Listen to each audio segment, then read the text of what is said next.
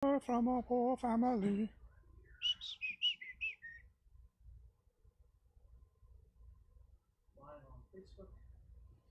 Will you let him go? No. Twitch always takes a while.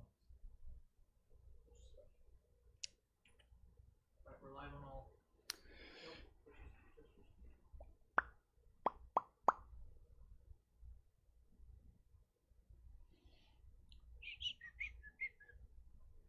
Hello.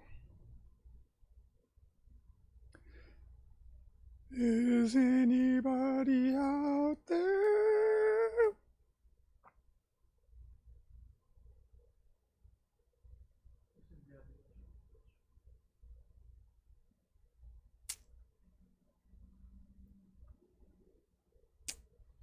What's up, Tomodachi?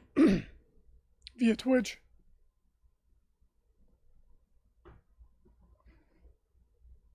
How you doing?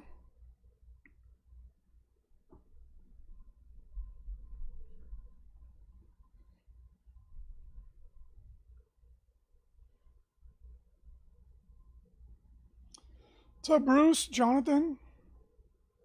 Yeah, we were going to have a Mortal Kombat viewing party, actually. I don't know if that's still happening, but Jonathan Palermo coming in with it. Is that Johnny P?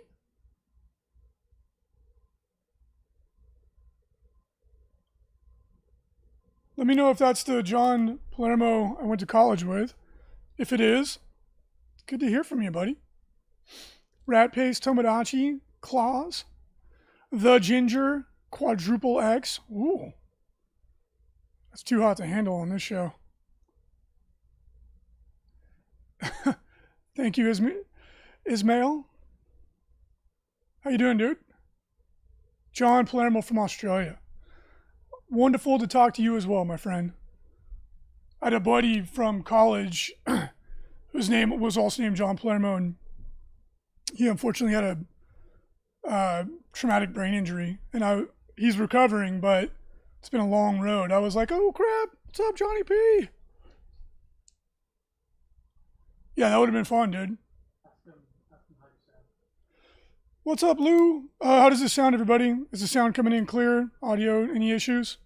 If not, we'll go ahead and get this rolling.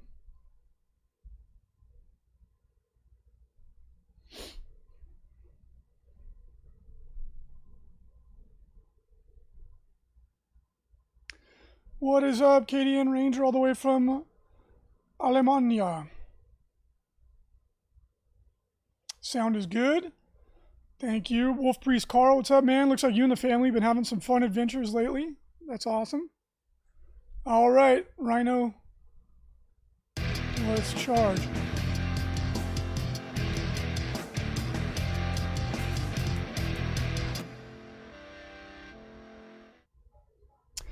Hey, everybody. Welcome to Signals from the Frontline, your every Wednesday live cast brought to you by FrontlineGaming.org, where you can get tabletop gaming goodies all the days of the week. I am your host, Recius, and behind the camera is the one and only Rhino. Let's jump in and talk about what happened in the last week in the wargaming hobby. Oh, baby. We're a little general with that. You know, it's mostly 40K but in Games Workshop games, but we talk about other stuff too. First of all, we got some really exciting previews from Games Workshop. We got a Beast Snagga Orc Boy. So these Beast Snagga boys are even bigger and beefier than normal boys. So it makes me wonder, are these like the Primaris version of the orcs? Are these the new orcs? I don't know. They definitely have a really cool aesthetic and they're bigger. I like it. They look amazing. So can't wait to see them in real life. All the Beast Snagga stuff we've been seeing for orcs looks absolutely awesome. But I'm like, is this the Primaris effect on the orcs or not? Or is it just a new like sub-faction of orcs? I don't know. We'll have to see. But the Orc Boy Kit is one of the oldest that's still in common use, but it's held up all these years. It still looks great. It's one of the coolest and most innovative aesthetically kits, in my opinion, that we've seen when they kind of made the orcs look a little bit like gorillas, and I think it's just an awesome look for them. But these Beast Snaggas look amazing. Can't wait to see them. Excited to get some of those new orcs on the table. And as I've been saying, one of the last things I remember from playtesting before I took a break was that Beast Snaggers and the Orcs look really good. We'll have to wait and see. But get excited if you're an Orc player. Hopefully it's like Drukhari. We'll see. We also got some really exciting previews for the Soul Blight Gravelords, aka Undead Vampire counts for Age of Sigmar. I really like that they kind of stuck with the traditional high Gothic aesthetic for these, and the reception has been ultra positive from gamers. These models are brilliant. I can't wait to get my hands on them. Unfortunately, because of the allocations, I haven't gotten any of this stuff for myself because we're saving it all for our customers. I would really like to get my hands on the Underworld's Warband that came out, and then of course the Cursed City debacle. But it doesn't even look like they're going to make any more of those. So oh well, life goes on. Hopefully I'll get some of these to add to my collection. They look amazing. So let's take a look at some of what we got. First up, can you scroll? I can't see anything, buddy. The White King, which is an absolutely amazing model. This is a redo of a classic. Anybody who's been playing the game for a long time will recognize this model. This goes back to like Warhammer Fantasy, like, I don't know, 2nd edition. Might even go all the way back to 1st edition, a version of this model. Of course, they've updated it, made it look more modern, and we have the mounted and the foot version. Brilliant models. Love them. These definitely coming into a D&D campaign. The other big news was the updated Blood Knights. So Blood Knights are vampire cavalry. Every single one of them is a vampire. They're really powerful. They've always been one of the most powerful cavalry units in fantasy. Coming over to Age of Sigmar, I'm sure they're going to be like Varangard level badass. And we got a couple of close-ups of like their banner, which has always been a red dragon, and it's freaking amazing. Pretty sure GW ripped off Bram Stoker's Dracula for the look of these guys, as they did with Mephiston. That red kind of like just baller armor that Dracula wears in Bram Stoker's Dracula. So dope.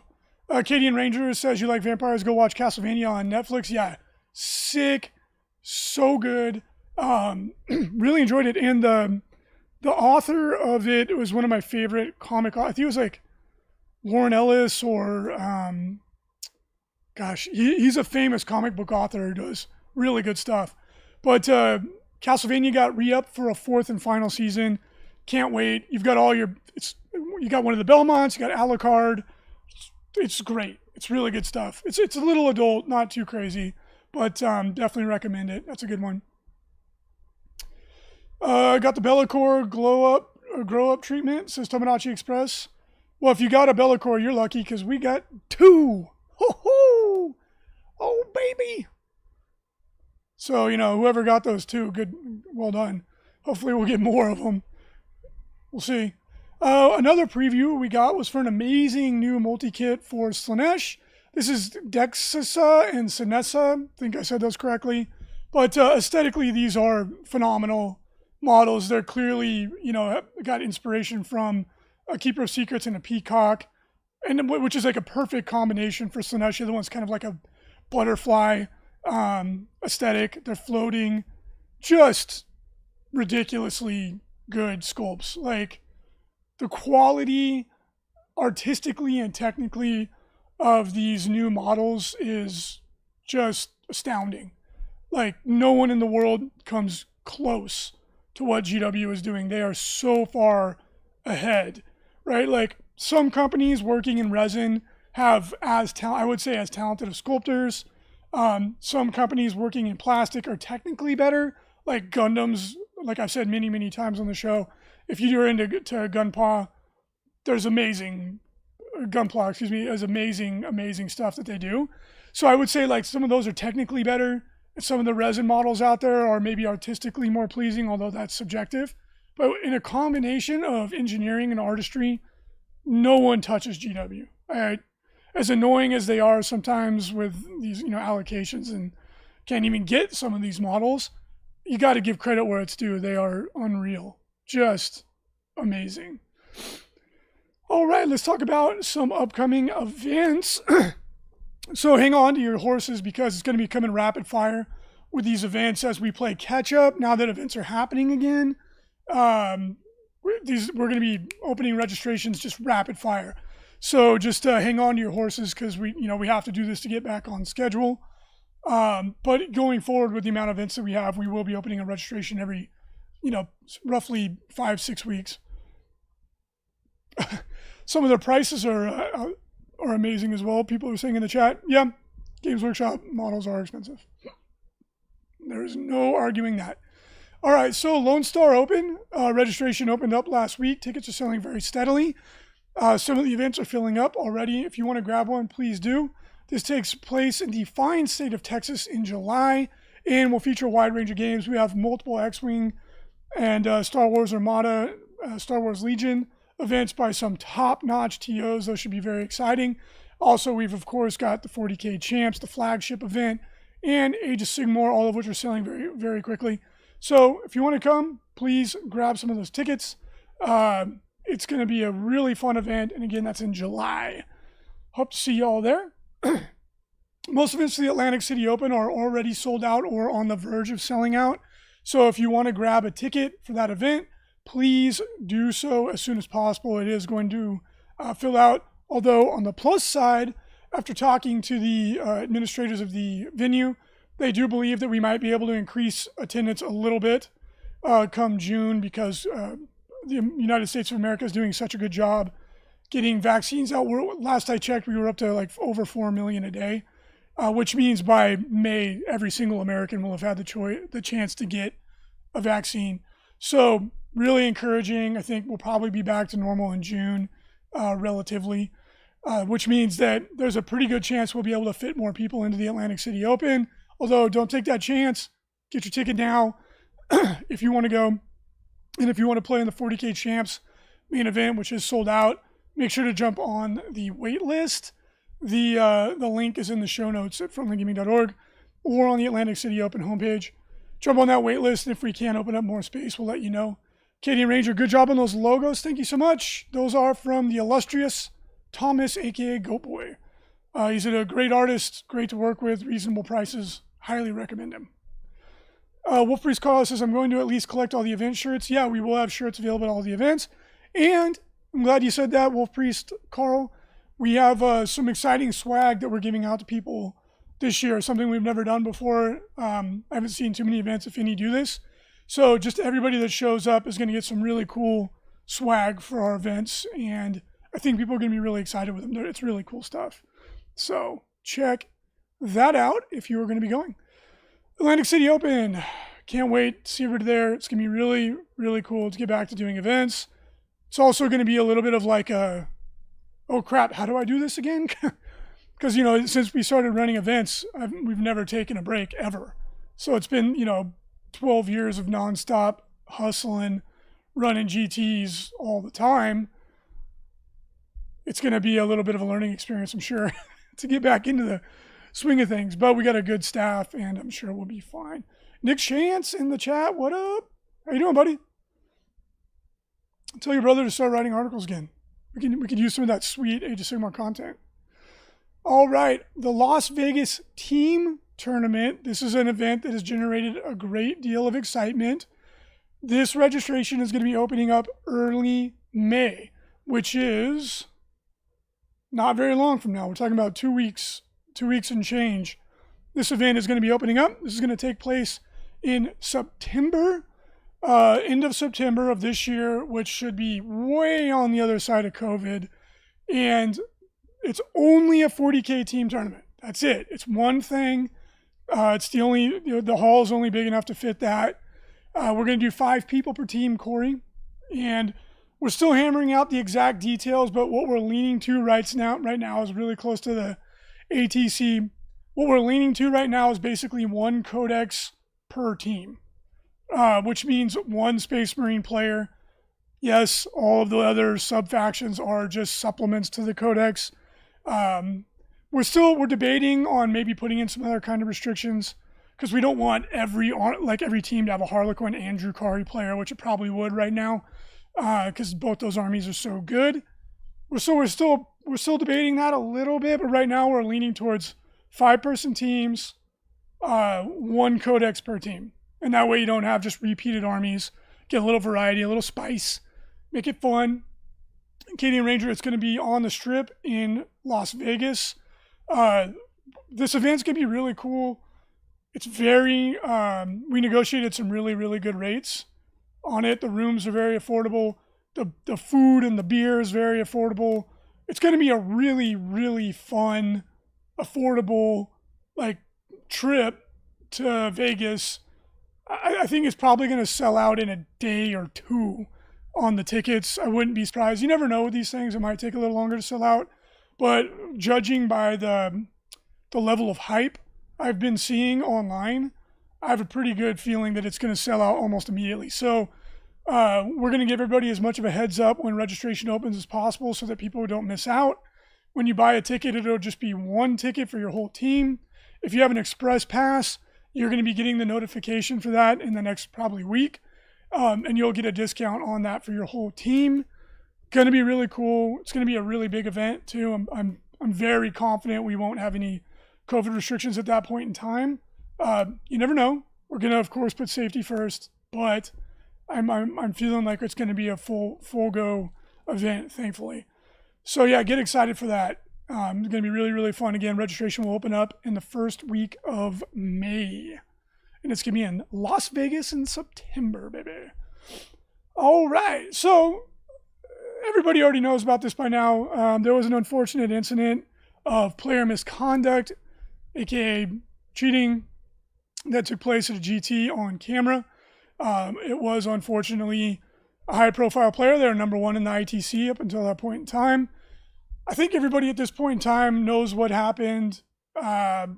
Just to give it a really brief recap, on camera they were, violating the ITC code of conduct and the 40K rules. They were misleading their opponent intentionally, repeatedly, and essentially just blatantly cheating on camera. So when it came to my attention, what happened, we went and talked to the TO. They handled it. They have a coalition of TOs in that part of the country. They had all agreed already to take action. And after looking at everything, consulting with the group community of ITC TOs, and talking to the event organizer, who is the captain of their own ship. Again, we don't tell them what to do or not to do. We made the difficult but final decision to remove that person's points from the ITC score leaderboards, and that they would not get any more points for the rest of the year. So it's a pretty harsh punishment, but I think obviously appropriate given the circumstances. And we want to make it crystal clear that anybody who conducts themselves in this manner is going to receive the exact same treatment. We don't like doing this. The last thing that I envisioned myself doing when we started the ITC was reprimanding grown men for their behavior playing a game. It's not what I want to do. It's not pleasant. It really upset this other person. Although they brought it on themselves, they're still a human being, and you still have empathy for them and the distress that it caused them. So please act right. No person that participates in organized play has the right to diminish another person's experience. I don't care if you think you're the greatest player in the world, or if you're quasi-internet famous, or if you have some sort of a business associated with it. I don't care if you're the person who made the game. You do not get to show up at an event and diminish another person's experience at the event. They paid their money. They took the time to come. They have an equal right to enjoy themselves and have a fair game as much as anybody else does. All right. So that said, please do remember that we're all human and we all make mistakes, and that this individual is not a criminal. They did not break the law. They made a dumb decision and they got an appropriate response administratively. But be mindful of what you say and how you behave towards people like that go through this experience. it impacts them emotionally very much, and no one deserves to have their real life hurt because of something they did in a game. That is not an appropriate or fair response. So imagine if you were them and you made a big mistake and everyone in the community was, aware of it, how that would make you feel. Think about that before you pile on more, shame and pain onto another person. Because at the end of the day, they are a human being and they deserve to be treated with respect, even when they make a mistake.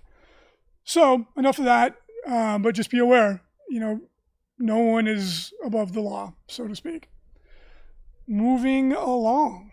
Let's just have fun. That was what we made the ITC for in the first place, was to have fun and help build up the community, not do this kind of stuff. It's not fun. All right, we have a brand new set of ITC terrain for you. This one looks really, really cool. The designer, who is also the painter, truly multi-talented person, did a wonderful job with it. It's called Research Outpost. I love it. I think it's gorgeous. It looks really, really good on both sci-fi and high-tech mats, but it looks also really good on natural mats. The one that we painted it for was for Snow 1, and it looks phenomenal on it. You could totally envision this terrain being on some like snowbound world, but it looks really good on desert or grass-themed as well. It's very versatile. It can fit on quite a few different mats. So it's available right now, 15% off. If you want to pick it up, jump in, grab it, and enjoy it. I don't know. I lost my I lost what I was saying on that one. Katie Ranger said he would love to see a TO Judge workshop. Yeah, it's something we've been thinking about. Being a TO is difficult, and then when you go through those situations where you have to take punitive action, which is so unpleasant, knowing how to handle that is really valuable. And one of the things we've always wanted to do, and I'm sorry, everybody listening, I jumped in response to a comment in the chat, I jumped back a little bit. One of the things we want to do as we grow the ITC is have like a judge training course, right? Not only to help you understand the rules, but also how to understand how to work with these human interactions that can be really challenging. So that's one thing we've been wanting to do for years. We didn't have the money. It always comes down to money in the end. We just didn't have the resources to send our head judges out to coach other judges. But I think we're getting there. And I don't think it's too far in the future where we can do that. And it will help elevate the game for everyone, right? Like a new judge who's inexperienced, we could run him through a training course. We took the playbook from ASO Soccer, for anybody who's familiar with it. They have a really extensive training program, and basically would help to elevate it. Someone could be a certified judge in the ITC, and then for a person going to an event, they would be able to go to the event with a higher degree of confidence that they know that they're going to get a professional experience. And I think that that's inevitable that we're going to go that direction. It's just we just couldn't afford it in the past. But we're looking at ways to make it happen, because I think it'll make the organized play experience better for everybody, and it'll help grow the scene, and it'll be to everyone's benefit to do that. Glad you liked the terrain, Bill. Somebody said that it looked like Bender Town from Futurama. I think that's pretty funny. Charles Xavier, yeah, a certificate for a judge. Yeah, what we're batting around a couple different fiscal models to help offset the cost. And basically it would be people that want to participate could help generate some of the revenue for it. And then of course it'd be a total transparency with the bookkeeping.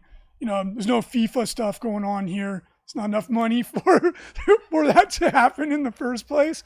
But it would be totally transparent. It would allow us to be like, hey, it'll cost $600-700, $1,000, whatever it is, to get a judge on a plane and then put them in a hotel room. And how do we make that work? So it's not an insurmountable problem, but events don't make a ton of money. They're all growing, which is great, which means there's more revenue to play with, to do cool stuff, to get a more standardized experience, to make it better for everybody. But in the end of the day, it always comes down to money, right? As much as we all do this for passion, there's still bills to pay. So we're trying to figure out ways to navigate that, and I'm sure we will. The future is bright, just one step at a time. All right, let's take a look at the ITC. So as the scene comes back to life, taking a look at some of the events that have been going on, some exciting stuff. We did have a GT in California, and this was run by the Dice Hammer crew out there in Orange County. Awesome group of event organizers, really dedicated, run tremendous events. Super recommend going. If you ever have the opportunity to go to one of their events, very much recommend it. They do a great job. Our own Team Zero Comp, my 40K team captain, Junior Fleehey, rising up the ranks once again, took first place with Blood Angels. Matthew Geyer got second with Salamanders. Jason McKenzie was third with Admech. Logan Heath fourth with Salamanders, and Nicholas Zufall, was fifth with Space Wolves. So a lot of Space Marines, a lot of power armor up there, which is actually not the way it's been going. As much as people complain about Space Marines dominating the rankings, it's not accurate. They're the most represented army by a lot, but they are not the most winning army. The Eldar have actually been kicking ass, and Drukhari coming out the gates look insane. So we still don't have a ton of data. We'll have to wait and see and get more data to get a bigger sample set. But so far, Drukhari look like the dominant faction in 40K by a large margin. Like so far, they're putting up Castellan level win rate, which isn't like it's it's problematically high. So there's a couple wonky things in there, like a succubus getting 40 plus attacks. It's like anybody who's playing it like that, come on, that's obviously gonna get FAQ'd. Like, let's apply some common sense here. GW never ever FAQs in the favor of some insane interpretation of a rule. Like, come on, everybody, let's be sensible here, you know? I've already seen some events that are choosing to go with it, which, you know, raw, I get it, but go look at the history of the way the FAQs go. They never go that way, ever. So, you know, I guess enjoy it while you can, but I doubt that's going to survive. And there's a couple wonky things in there that need to be fixed. But yes, out the gates, Drukhari are nuts.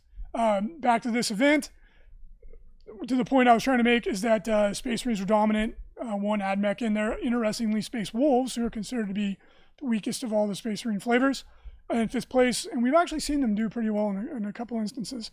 I looked at the list too. It's like a totally normal Space Wolf list. There's like Thunderwolf Cav, Grey Hunters. It's the same as all the Space Wolf lists I've been seeing doing well.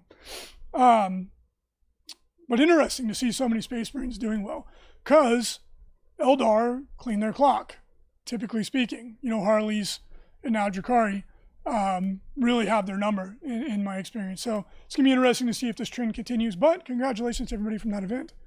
All right, let's take a look at the rankings. 40K ITC top 5. First place, Ryan Snyder. Mateus Cesar in second. I think I said your name right. Let me know if you're listening, if I butchered that. I apologize if I did. Colin K in third. Mark Asht in fourth. And Nicholas Wanker in fifth, who's in the chat. How you doing, dude? What's up, Hex Fleet? Hope you're doing well, dude. Congratulations on fifth place in the rankings. 40K ITC Hobby Track top 5. Rick Hill currently leading the pack of the prettiest of armies. JT Steiger in second. Sean Nasto in third. Sean's always solid for some good cat videos on Facebook. My man. He's speaking my language. Nicholas Winker in fourth. And O'Shea Aduna in fifth. Pretty sure I said that correctly.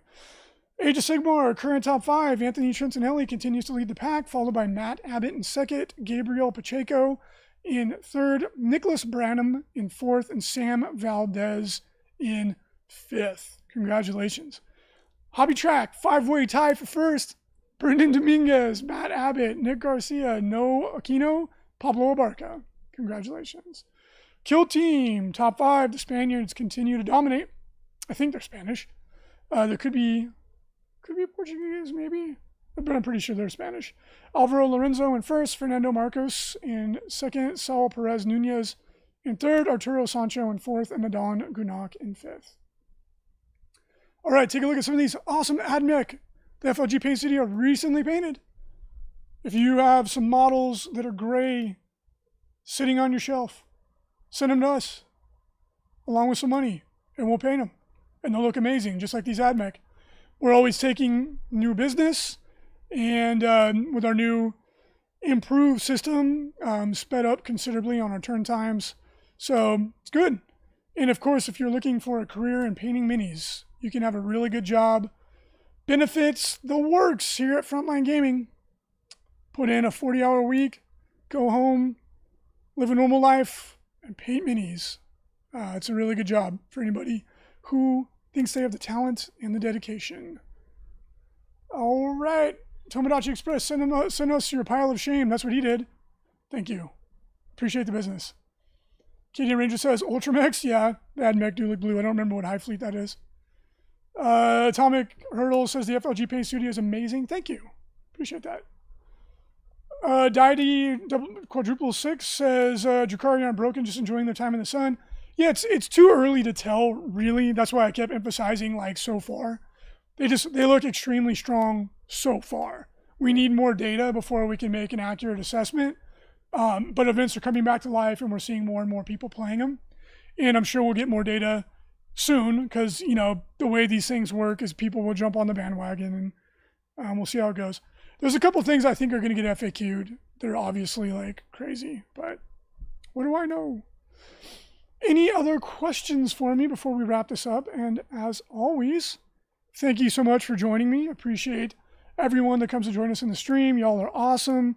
Help to make this solo show easy to go. Dallas GT next week, Corey? Yep, that's going to be, I don't think they quite made Super Major, but it's a triple digit event. So that'll be some really good data that comes out of that for sure. Good luck to everybody going to the Dallas GT. Can't wait to see who comes out on top of that event. The meta and facts will catch up, says Tomodachi. Yeah, I believe you are correct. Thank you for what you do. I miss Frankie because he is the best player. All is dust.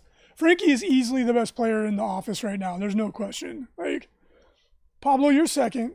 I'll give you a second place there. Frankie is easily the best. I'm at the bottom somewhere now. I don't even know. I'm the doormat. I'll get back into it. I'll get my A game back. But it was nice to take a little break, honestly. Yeah, Frankie, as I had said last time, is taking over a lot of the operational tasks as the company has grown. The company's grown quite a bit over the years. We had to separate tasks so that we could stay efficient. Fred Izzle says, where are NIDs? And NIDs are actually doing pretty well. They're not played a ton, and they don't have a lot of bad units. But the units they have that are good are very good, and they have a couple lists that are doing well. So you see NIDs podium pretty frequently, actually. It just tends to be really similar lists that do it. Necrons and Dark Angels, they are really good. Kitty and Ranger, they're doing very well. Dark Angels, I think, were way overestimated in terms of how good they were going to be. The internet community was saying they were going to be broken as all heck, and they're really good, but the data doesn't support that at all. Pablo is the host of a competitive 40K podcast. Yes, he is.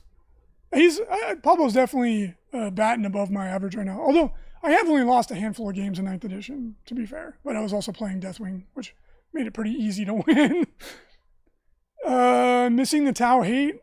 My Sith Apprentice. Sorry, I'll crank up the Tau hate here. Orcs have been doing really well. High Fleet, Virilis.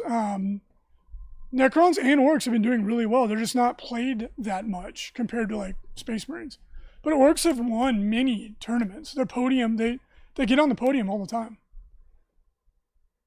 Swaggy says was excited to find the game in Pasadena, then found it funny, and every TFG radio member finished in the bottom 5 in a 16-man tournament, including you. Good job, all of our buddies at TFG Radio. Well done. You guys are better judges than players.